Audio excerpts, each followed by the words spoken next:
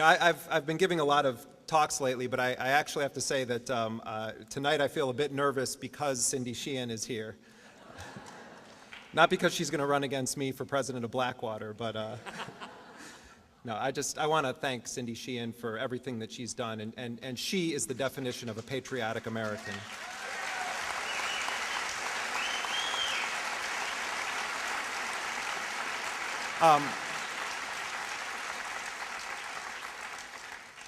One of the weird things that happened to me after the Blackwater book came out is I started getting invitations to go to Washington to meet with Congress people, I had never even been to the Capitol on like a tour. I think I was arrested there a couple of times, but I'd never actually been inside of the Capitol, and I ended up testifying in front of the Defense Authorization Committee this past May, and I was invited by Representative Jim Moran of Virginia, and it was a sort of last-minute thing, and he invited me to give testimony on the role of private security forces, or private contractors as they call them. Mercenaries is the accurate term. And so I went to Washington. I'd been in Colorado, and I flew back to Washington, D.C., and I was in a hotel. I didn't even own a suit at the time, and irony of all ironies, Naomi Klein took me out and bought me a suit that day. There was no logo on it. And so Naomi and I were sitting in the hotel room the night before I was set to testify. She had been in D.C., and then when we found out I was going to testify, she said that she was going to stay over to be with me for the hearing. And so we go there, and she takes me to buy a suit, and then we got it tailored somewhere in Chinatown so that it didn't look like I was drowning in a tarp or something, because they didn't have my size, and they were surprised I didn't know my size, my suit size. And so we're sitting there, and the staffers on the Defense Authorization Committee had been calling repeatedly to make sure that I was going to be okay, testifying, and that I wasn't going to do something too crazy. And then we get a call of a different sort. Very late in the evening, and it was one of the senior staffers on the Defense Authorization Committee, and he said, before I tell you what I'm going to tell you, I want to say you're still testifying tomorrow. So I thought, oh, this will be interesting. Turns out that 10 of the leading war contractors in this country were pressuring the committee not to have me testify. And they were pressing the committee to disinvite me. And the Republicans were working behind the scenes trying to pull some procedural maneuvers, saying that it's very rare to have a non-military or government official testify in front of this committee. And to his credit, Jim Moran stood up to them and said no. But you're sitting in this hotel room, 10 mercenary outfits are saying they don't want you to testify. It was a bit like a little John Grisham book or something. And so anyway, we go the next morning. And it was me and Naomi and Representative Jan Schakowsky, who has been really great on this issue in a lot of ways, of Illinois. I'm not to say she's been great on every issue, but on this specific issue, she's been one of the few people in the Congress that actually gets it. So it was me, Naomi, a representative of Iraq Veterans Against the War, Jeff Millard, came to the hearing, and we're on one side of the room, and then on the other side of the room were about 25 lobbyists for the industry. And the Republicans boycotted the hearing with the exception of one lone nut job, Representative Jack Kingston of Georgia, the single, and I know what I mean when I say this, the single most conservative member of the Congress. He has like a 1,000% voting record with Ralph Reed's Christian Coalition and all of those guys. So we did this hearing, and I really felt, in my naivete and my lack of experience in Washington, that this was going to lead somewhere. And I had met with a number of Democrats down there, and I was talking about them writing legislation. The only legislation that should be written on this issue is simple: ban mercenary activity, ban mercenary funding.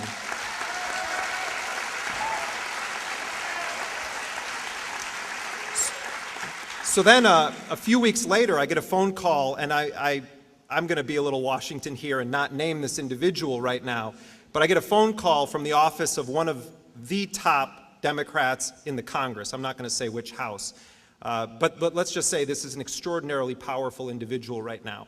And they wanted me to come down and meet with them, and they were being sort of secretive about what the meeting was going to be about. I stupidly thought we were going to talk about the mercenary issue and how to stop mercenary funding and mercenary activity. So I get to the office of this leading Democrat, and he says to me, yes, we're meeting here in the Congress, in my office, but this is an off-the-record meeting. And I thought that was a little bit odd. And it turns out he wasn't really interested in talking about legislation. He wasn't interested in talking about any of the information that I had or the documentation that I had. No, he said that he had some friends in Hollywood that were interested in possibly making a film based on my book. That's the extent of the Democratic leadership's concern on this issue. Can Hollywood make a movie about this book?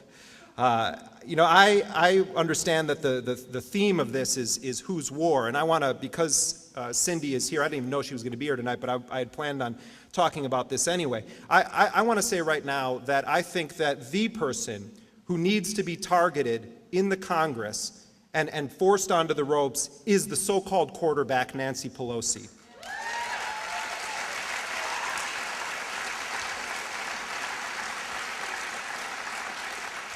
You know, they say that you define a society based on how that society treats the least of its people.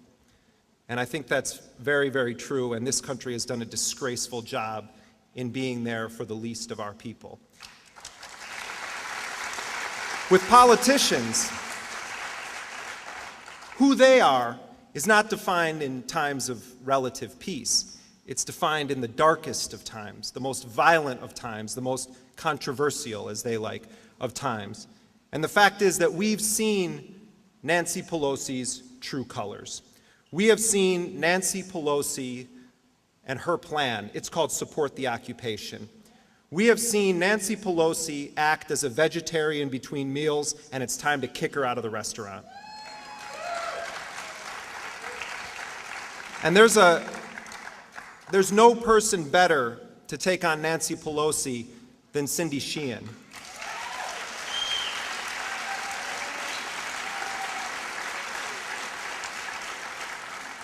Nancy Pelosi goes to Iraq, and you know who protects her? Blackwater mercenaries. Blackwater mercenaries have provided security for House Speaker Nancy Pelosi when she went to Iraq. And there's a deeper connection here between Nancy Pelosi, Blackwater, and Cindy Sheehan, and it's this. Cindy Sheehan's son was killed in Sadr City, Iraq, 5 days after 4 Blackwater mercenaries were ambushed and killed in Fallujah, while the United States was gearing up to slaughter that city. On the morning that Cindy Sheehan's son was killed in Sadr City, Blackwater mercenaries engaged in a prolonged firefight with Shiites who were rising up against the U.S. occupation in Najaf. And that battle, which the Iraqis viewed as a massacre, led to a call from the radical fiery cleric Muqtada al-Sadr for an uprising across the country, and Casey Sheehan was killed as a direct result of that rebellion in Sadr City. And so we can trace a direct line from the actions and activities of Blackwater to the death of Cindy Sheehan's son that day in Sadr City in Baghdad, Iraq. And the fact of the matter is that there's no one better to stand up and say to Nancy Pelosi, if you support this occupation so much, why aren't your children over there?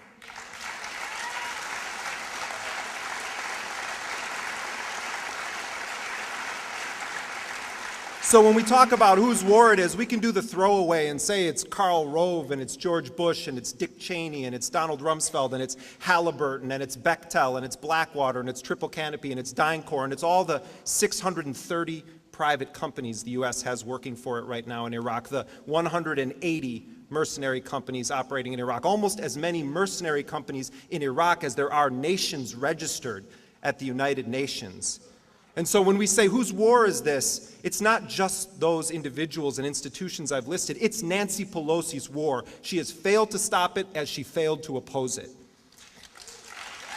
And if you think the war started in 2003, or if you even think the war started on 9/11, then you probably have a Hillary or Barack bumper sticker on your car right now.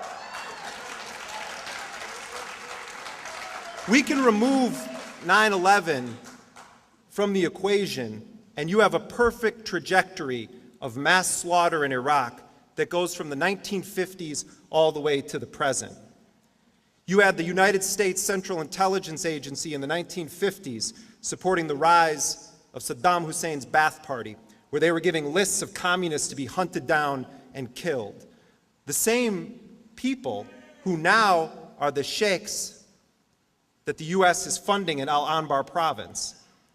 You have the 1991 so-called Gulf War, where the U.S. systematically destroyed the civilian infrastructure of Iraq, and that was followed, of course, by the implementation of the most brutal regime of economic sanctions in history. And when Bill Clinton took power in this country, one of the first things that he did was to conduct airstrikes against Baghdad in response to an alleged plot to kill George H.W. Bush. And during those airstrikes that Clinton conducted against Iraq, they killed one of the most famous female Arab artists, Layla al-Attar, in her backyard in Baghdad.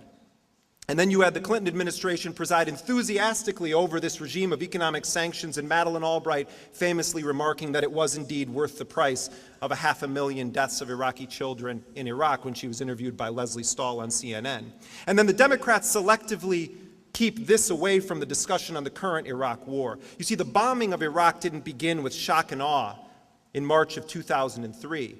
The Clinton administration initiated the longest sustained bombing campaign against any nation since Vietnam, the longest sustained U.S. bombing campaign against any nation since Vietnam, under the guise of the so-called no-fly zones in Iraq, where they were somehow liberating the Shiites and Kurds by bombing them. And in my many trips to Iraq, I met with so many people who had lost loved ones to those bombs, and the use of depleted uranium and the cancer that took hold all across the south of Iraq. But we don't talk about that anymore.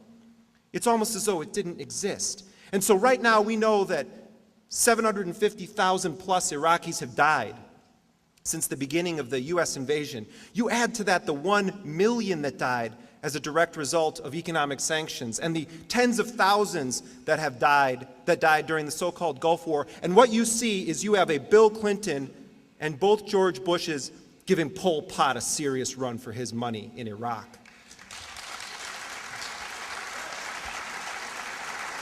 We have to remember also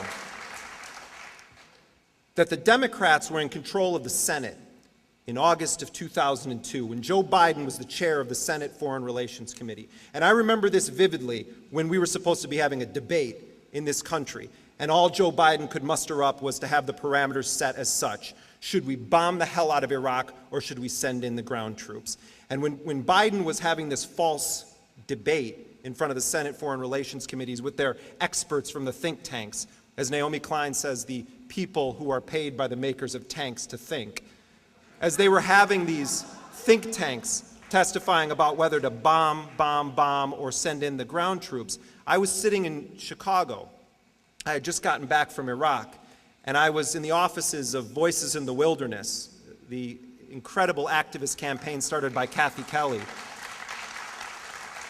And I was with Hans von Spanek, who was the former head of the United Nations program in Iraq, who had resigned in protest of the sanctions and has been very forceful in his condemnation of U.S. policy, both Democrat and Republican, which really is the same thing in so many ways.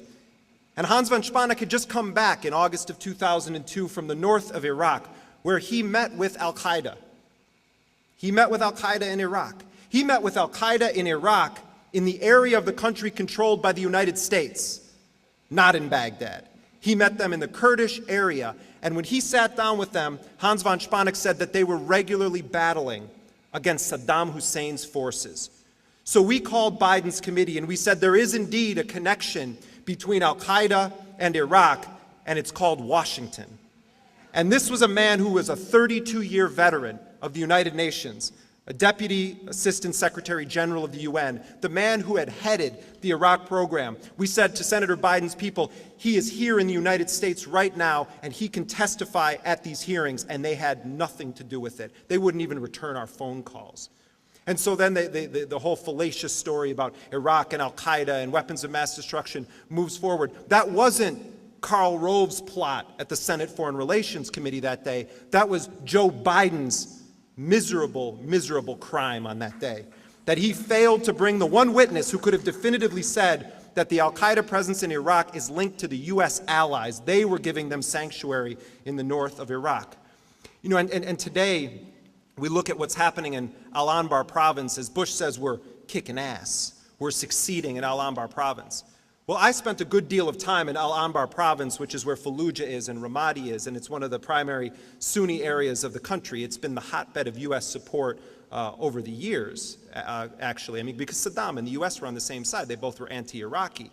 And so now they say, well, we're winning there. And what they're doing is they're giving weapons and funding to all of these Sunni groups. And a colleague of mine who just got back from 6 weeks unembedded in Iraq said that it's all a fallacy. He was in Anbar province. He said the U.S. still can't go into most parts of that area. But if there's a reason why the resistance attacks against the U.S. are declining in Al-Anbar, and I have no reason to actually believe them, but if there is, it's because the United States has systematically slaughtered people in Al-Anbar province from day one of the occupation. And then at the end of the day, their solution is we're going to pay off some Sunni sheikhs to formulate death squads who are going to go and then hunt Shiites and continue to flare up all of the tensions so that the United States can continue forward with its agenda.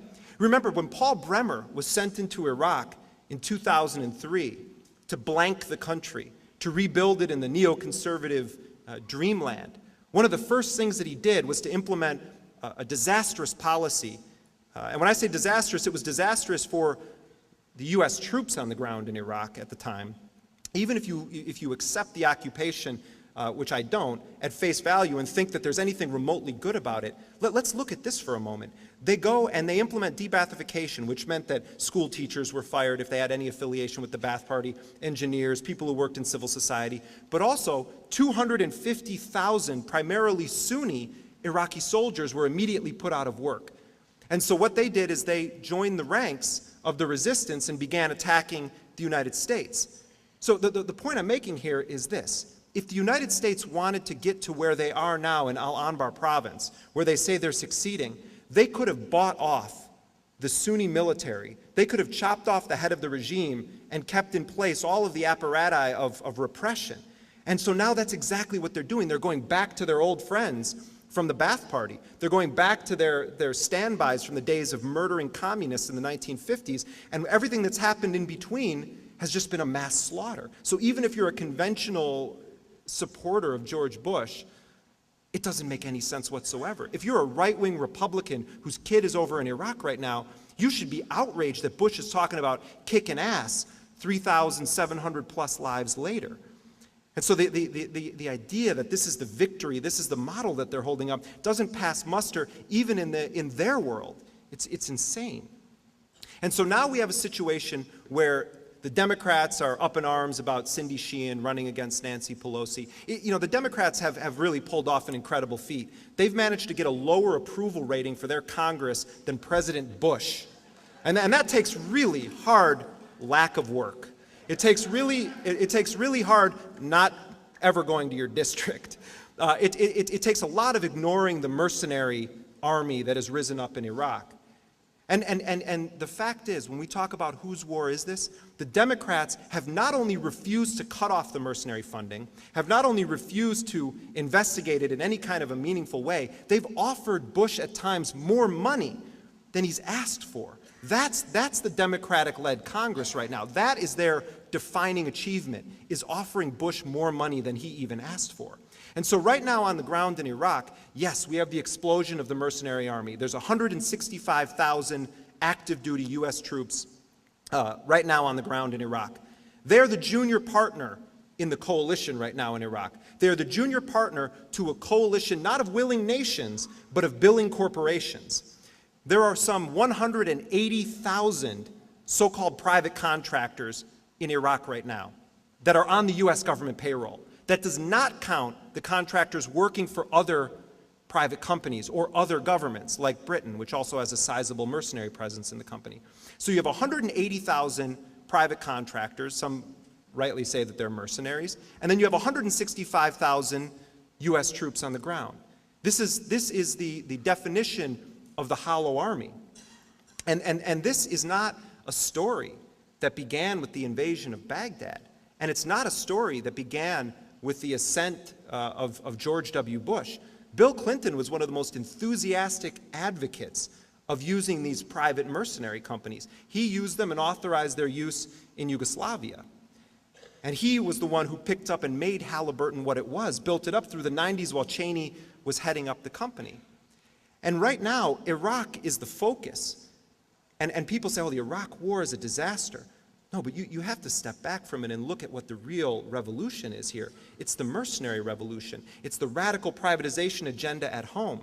They have taken billions upon billions of dollars in public funds allocated to the president by the Democrats in the Congress.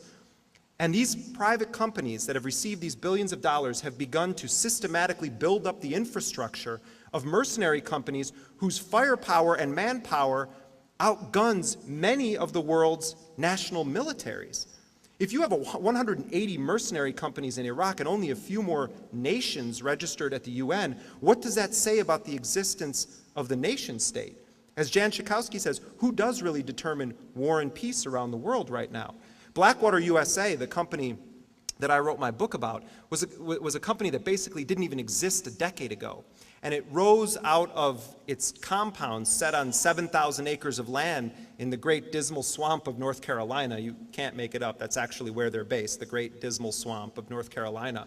And they've risen to become one of the most powerful private actors in this so-called war on terror. And the head of Blackwater is a man named Erik Prince, who is a radical right-wing Christian. He's actually a convert to Catholicism. And he's been a major bankroller of President Bush in his political campaigns. His father was deeply connected to Gary Bauer and James Dobson and the radical religious right. This is a man who sits on the board of a Christian missionary organization that has the explicit goal of converting Muslims to Christianity, and he's now has his forces running around Iraq armed and dangerous. I call Blackwater the world's most powerful mercenary company, but let's be clear here. Blackwater is hardly the largest or the most profitable of the mercenary companies. It has the greatest proximity to the throne in the United States. Blackwater has operations in 9 countries. There's a British company called Armour Group, which is headed by a former member of the British Parliament and a former Defense Secretary of Britain, that has operations in 38 countries around the world, including in New Orleans, doing post-Katrina work.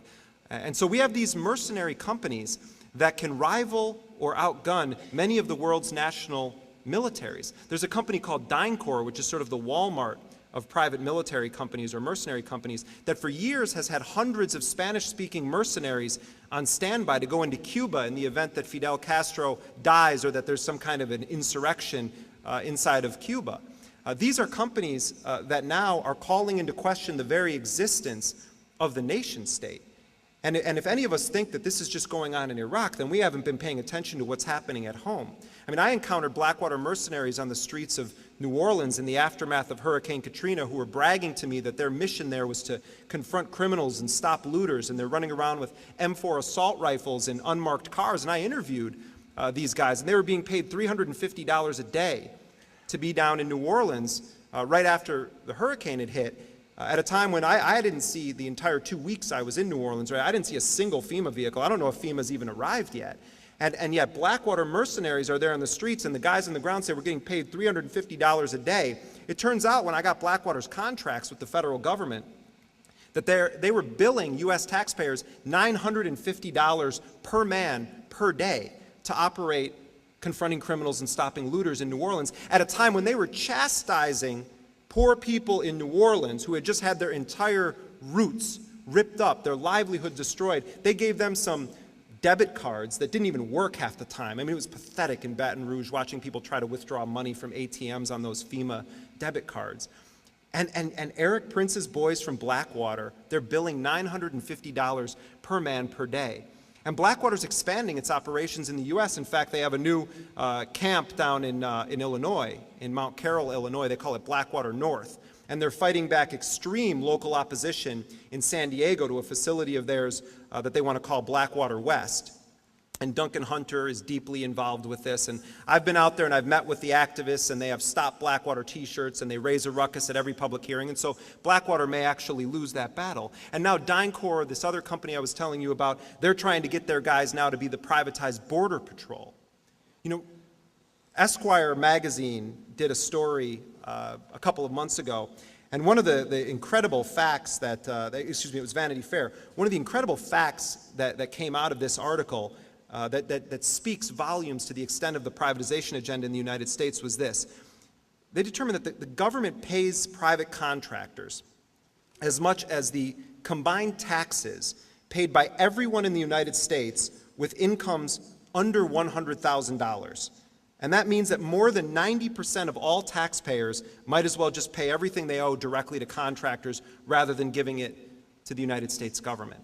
90% of all taxpayers might as well give every single penny they owe in taxes to private contractors. Right now in Colombia, the United States is giving the Colombian junta $630 million annually in military aid for the so-called war on drugs. Over half of that money is going to private U.S. war contractors like those that work for DynCorp. They're operating in Bolivia, Ecuador, and elsewhere. This is a global phenomenon. So much so to the point where the South African Parliament passed legislation last summer banning its citizens from participating in any mercenary activity. And we go back then to this country and we look at, well, what are the Democrats doing? What's their real plan here? Well, Barack Obama puts forward a plan, him and a representative from North Carolina named David Price, who's also a Democrat. And their plan was this. They want to send the FBI over to Baghdad to investigate contractor crimes. And the idea here is that when a contractor in Iraq commits a crime, the FBI is going to go investigate it, someone's going to arrest him, they're going to bring him back to this country, they're going to have him charged, and then they're going to prosecute him in a U.S. court. Have you ever heard a more ridiculous proposal? That somehow is easier than saying, we're not going to use unaccountable mercenaries in the war zone. But that's the best that the Democrats have been able to muster. And so they failed to stop the actual war, and they failed to stop the mercenary war.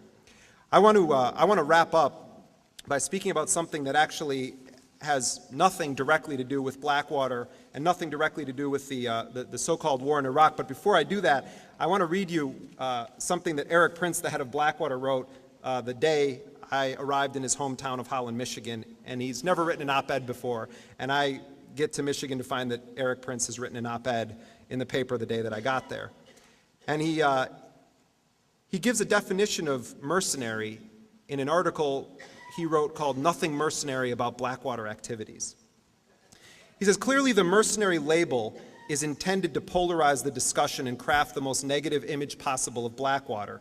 The highest authority on rhetoric, the Oxford English Dictionary, however, defines mercenary, and this is still Eric Prince, as, quote, a professional soldier serving a foreign power, close quote. Blackwater does not now, nor has it ever provided security services for or on behalf of any country other than the United States of America. Well, it's interesting. Mr. Prince's definition of a mercenary, a professional soldier serving a foreign power. Blackwater has hired thugs that were veterans of the Pinochet regime in Chile. Chile opposed the war. They were a rotating member of the UN Security Council, opposed to the invasion of Iraq. Chile said no to the coalition of the willing. Blackwater goes in and hires up scores of Chilean mercenaries and deploys them in Iraq in contravention of the will of the Chilean people and the democratically elected government of Chile, which the Bush administration recognizes. They have recruited and deployed Colombian mercenaries. They paid them $34 a day to be in Iraq. When the Colombians arrived in Baghdad, the Bulgarians working for Blackwater, the list goes on and on, Poland, Bulgaria, Fiji, the Bulgarians laughed at the Colombians. They said no one comes to Iraq for $1,000 a month. And the Colombians staged a strike against Blackwater inside of the Green Zone. And in fact, 2 months ago, the Colombian recruiter who had sent those men over there was gunned down in the streets of Colombia. It's a very serious situation. But the Colombian mercenaries got there and they said, we're not doing this for $34 a day. They claimed that they had essentially been defrauded. And so we have a situation right now in this country where the debate and the dialogue, even on the left, is being set by the MoveOn.org clique. They need to move on out of the anti-war movement because they were never in it to begin with. And MoveOn.org and all of these so-called, anti-war veteran groups that really aren't anti-war. I personally want to salute the members of Iraq Veterans Against the War because I think that is the one group of veterans that truly and militantly has stood up against the war machine from both parties, and they have refused to play this game where we're not going to attack the Democrats because we don't want there to be more Republicans in Congress. We have to start living as though the truth were true. We need to break the shackles of this one-party system in this country. We need to stop thinking that the Nancy Pelosi's of the world are somehow going to wake up and start listening to the people that put her there in the first place. We need to live as though the truth were true, and the truth right now is that the Democrats in the darkest of times had a chance to prove themselves to the very people that put them there in the first place, and they failed miserably, and it's time for them to go. And we may not have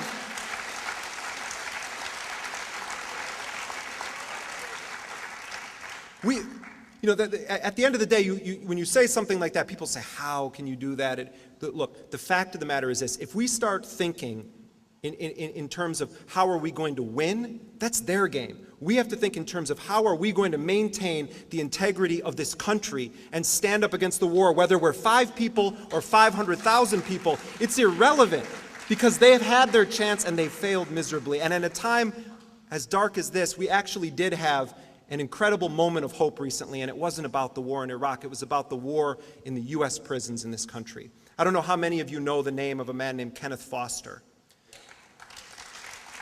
Kenneth Foster has been on death row for about a decade in Texas. Kenneth Foster was sentenced to death for a murder that the prosecutors in Texas and that the governor in Texas admit he did not commit. Kenneth Foster was sentenced to death for sitting in a car in proximity to the scene of a murder. And he was convicted under something called the law of parties, and they said he should have anticipated that a murder was going to take place that night. And there was a massive grassroots campaign spearheaded by 2 movements. One is the campaign to end the death penalty, which has militantly opposed the Democratic position on the death penalty, which has generally been to support it, the Democratic Party establishment. All of the so-called viable Democratic candidates support the death penalty: Barack Obama, John Edwards, Hillary Clinton, the list goes down the line. And the campaign on the death penalty, and then DRIVE, which is a movement of death row prisoners who have pledged that they will nonviolently resist their own executions. They won't eat the meal, they won't put on the clothes, they won't walk to it. They will force them to put them on a stretcher and take them and kill them, because they say, we will not be a party to our own murder. And Kenneth Foster was one of the founders of that movement. And he's been a militant voice for the forgotten, and they're forgotten on the left too, because the anti-death penalty movement in this country is so small and has almost no support from the so-called anti-war left. And so it's left to death row prisoners to defy the state themselves inside of their jail cells. And because of this massive grassroots campaign, the Texas Board of Pardons and Paroles voted 6-1 to grant a commutation of his death sentence. And Governor Perry, in a state that's executed 400 human beings, Governor Perry signed the commutation order, and Kenneth Foster's life was spared. And Kenneth Foster wrote an incredible statement about that experience. And he told a story of how they came to get him the night before his scheduled execution. And he resisted them and told them he wasn't going to do it. And so they shackled him and they dragged him by force and they bruised up his ankles and his wrists. And they had a SWAT team that escorted him from his prison 60 miles to go to the Walls unit where he was set to be executed. And this was a man who found out by some warden cavalierly telling him on a cell phone that he wasn't going to be executed, And so Kenneth Foster sent out a diary entry that he had written in which he was talking about all the grassroots support. And he ended it, and I find this so humbling and at the same time so hopeful, coming from a man who's just spent about 10 years of his life waiting to be seated in a chair and have lethal toxins injected into his body. And at the end of his diary entry, after he found out that he wasn't going to be executed, this is what he said: "I can't help but to think about those I left behind, the others that now sit on death watch. This has been such a traumatic journey, and there are so many pains and scars. I hope that my fight has given some new hope to the struggle, showing that the impossible can be done. And if it ever happens once, it can happen again, and it must. History was made on August 30th, 2007, and it's this day that I pray hope was resurrected amongst our fighters in an otherwise grim-minded people where over 400 murders have brutalized us. Today is a new day, and we're taking Texas by the horns, and we're not letting go. We can't let go until we break the beast, and I can't help but to end in the same way that I ended my almost prophetic poem, The Final Call. And these were his last words in the email. He said, "These words are a prose of focus on death row, of letting go of the fear and hate of selves. Let's take it off the shelves and activate the way. The way today is leaving the gates, and the point I was trying to make it, I'm coming straight off death row." If Kenneth Foster can be alive today, and Kenneth Foster can resist, and there are people on death row who resist participation in any way in their own murders, then why can't we resist, as small as we may be, in the murder of American democracy? Thank you.